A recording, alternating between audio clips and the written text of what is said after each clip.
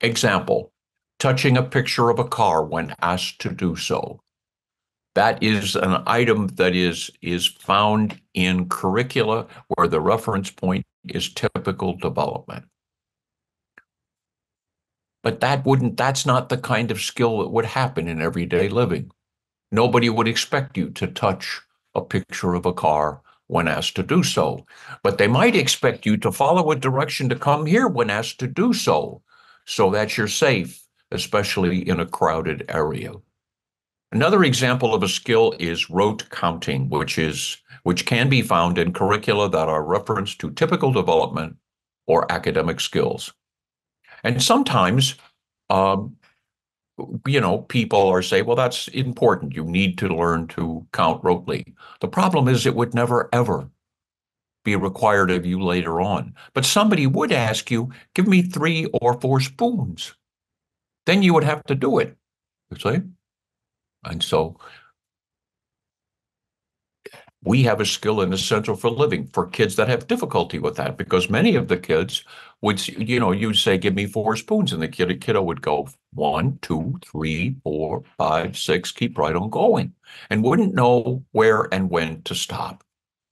But if you teach them to count backward, which is a skill and essential for living, if you say, give me 4 spoons, the person starts with 4, 4, 3, 2, 1. How do they know where to stop? They always stop. No matter the count, they always stop when they hear themselves say 1. And it's a beautiful way to accomplish a very functional form of counting.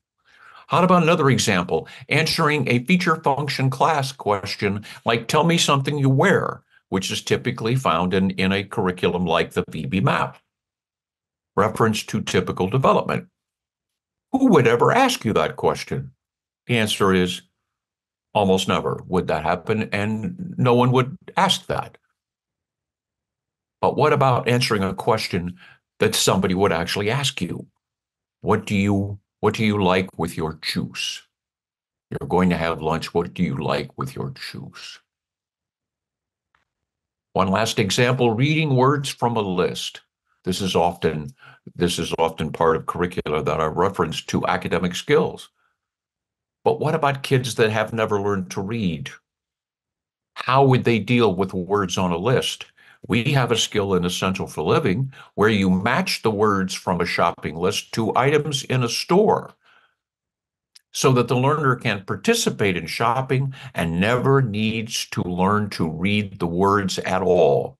They can learn to match the word on the list with either an item on the store shelf or the package on the store shelf, whichever it is.